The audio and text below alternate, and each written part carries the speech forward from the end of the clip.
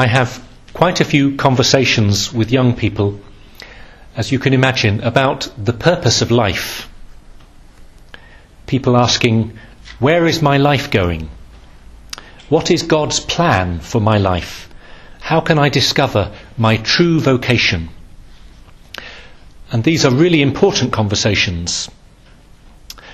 But somewhere in the conversation, I often end up reminding people of something equally important, that God has already given you a purpose, and that your vocation is not just something you will discover next month or next year, it's something you're called to live right now. And what is this fundamental purpose? Well, it's what Jesus speaks about in the Gospel today. You must love the Lord your God with all your heart, with all your soul, and with all your mind. And you must love your neighbour as yourself. To love God, not just with our mind, oh yes, I believe there is a God, but with our heart and soul as well. To put him at the centre of our thoughts and affections and desires. To remember, as St. Paul says in the second reading, that he is a living God, and we are called to a living friendship with him. And to love your neighbour as yourself. To give the same care for your neighbour, whoever they are, as you give for yourself. To worry for them as you worry for yourself.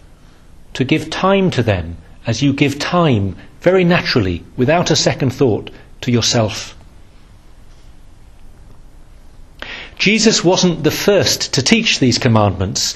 In fact, he's quoting from the Old Testament. He's quoting from Deuteronomy and Leviticus. But he was the first to put them together into a pair. The first to say that they depend on each other, and the first to say that everything else depends on them. As Jesus says, the whole of God's law hangs on this twin commandment. And put it another way, the whole meaning of your life and mine is fulfilled in the keeping of them. If you want to know your purpose, if you want to love God, it needs to flow into a love for your neighbour. If you want to love your neighbour with the deepest possible love, it needs to flow from your love for God. Just to give one example of this, trying to make our faith in God and our love for others connect. On Friday I was at the London School of Economics, the LSE, for the opening of their fascinating new Faith Centre. And Dr. Rowan Williams was there, the former Archbishop of Canterbury, speaking in a discussion panel about the economic crisis. He made a beautiful and a powerful point. He said, it's very hard to question capitalism or the market economy. It's very hard to really question these challenging questions, these situations, because our whole intellectual and cultural framework is based on the idea of ownership. Ownership. So if your starting assumption is that everything is a form of property and everything is owned by someone, then it's almost impossible to get outside this framework and critique it. And he said, this was his challenge. Remember, we're in the LSE. He said that we need to discover the meaning of the word sacred in order to overcome this trap that we can get in. We need, and I'm paraphrasing him a bit, to introduce some notion of radical otherness, of the divine, to have some transcendent framework to our understanding of this creation that is around us, that allows us to step back and say that the material world is not just a form of property to be owned. That's not the starting point. No, it is a gift. It belongs, first of all, not to you or to me, but to God. It's His creation. And knowing this relativizes the meaning that we give to capital, and it gives a deeper meaning to the value of everything that exists, and above all, to the value of each human person. So the idea of God or the sacred in this proposal is not meant to oppress us, to interfere with ordinary human thinking. It's not the God squad coming into the LSE with a big stick saying, wake up and do the religious thing. No, this discussion about the divine and the sacred, it's meant to liberate us, to take a new perspective on the meaning of economics. So this is just an example, and I didn't agree with everything that Dr. Williams said, but I like the way he's trying to see how our conception of God can help us to make sense of life, of the creation, and then of our responsibilities. And he's also saying implicitly that the absence of God from our life and from our thinking, even about economics, has practical implications. Let me just provoke you a bit more personally, not just a lecture from LSE. I think that very often, as Christians, we are practical atheists. Practical atheists. We say we believe in God, but very often it doesn't affect how we are really looking at the world and thinking about things. We say, for example, we think, we believe, well, this is my day. And yes, I might say a prayer at the morning and in the evening.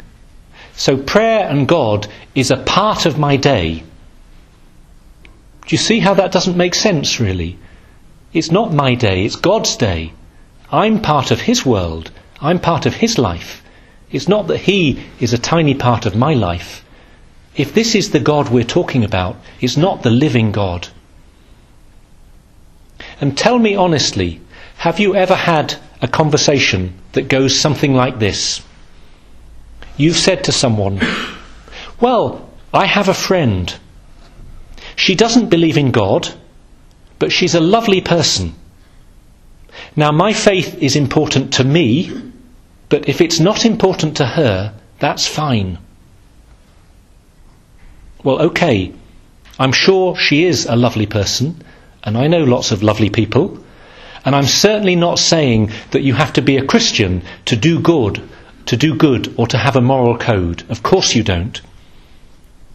But do you see how really that kind of attitude is a type of practical atheism? Because if your faith is important for you and not for others, then you've just turned it into a kind of cultural relativism, or just a personal psychological preference.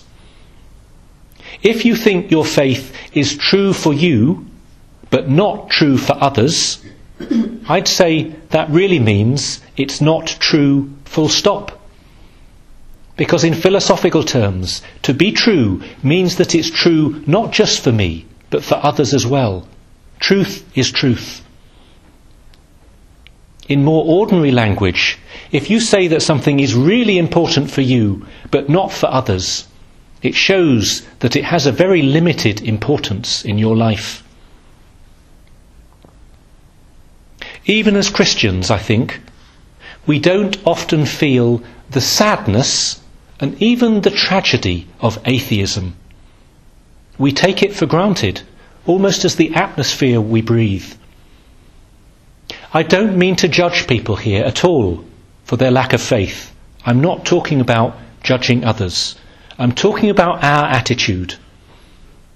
And to realise what a difference our faith really makes to us, what a blessing it is for us, and what a liberation it could be for other people. That we know that life is a gift and not an accident. And don't others long to know that as well? To know that someone's life has a purpose and a meaning, and how much a difference it would make to our friends if they knew that. For someone to discover that they are loved by God with an infinite love, that they're not alone because of his loving, living presence in their life, so hidden and so quiet, but so real. Wouldn't this change people's lives? To know that death is not an end, but a new beginning, a doorway to eternal life.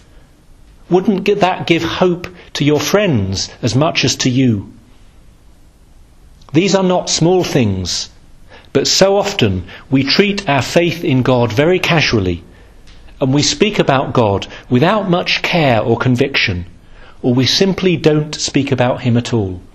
We are practical atheists, and if only we could live our faith more, not just for ourselves, but for the sake of others.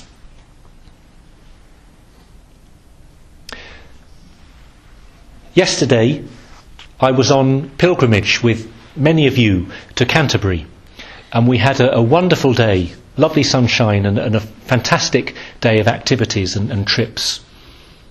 And without repeating the whole story, we heard about St. Augustine coming to England to meet King Ethelbert, the pagan king, telling him and his noblemen and his culture, his country, about faith in God, about the hope of heaven, about the love of Jesus Christ, and seeing how that transformed King Ethelbert, his friends, his society, his whole culture, and how that Christian transformation spread throughout the whole of England and has changed our country over these 1400 years since St. Augustine came in 597.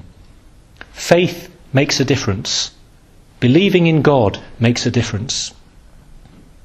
The second church that King Ethelbert allowed to be built, that St. Augustine built, was here in London.